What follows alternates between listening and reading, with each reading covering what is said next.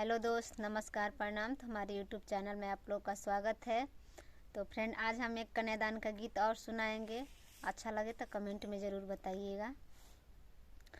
गाँव के पुरबा एक पोखरवा बाड़े हो, वही जे धोबिया बसेड़ ले हो, वही जे धोबिया बसेड़ ले हो। ओही मुहे आवेली रिया बेटी हो, किनिदा पापा मोती के साड़ी हो, किनिदा चाचा मोती के साड़ी हो, किनिदा भैया मोती के साड़ी हो।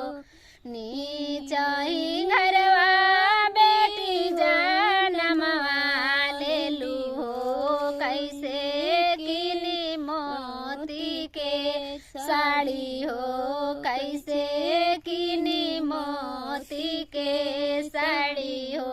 ऊंचाई घरवा बेटी बियाही देनी हो, ससुर किनी है मोती के साड़ी हो, ससुर किनी है मोती के साड़ी हो।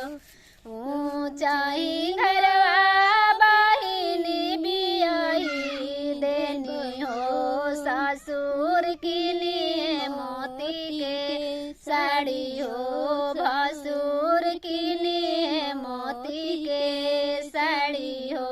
घोड़ावा चढ़ल कवना दुल्हा हो, उहे किनी है मोती के साड़ी हो, उहे किनी है मोती के साड़ी हो।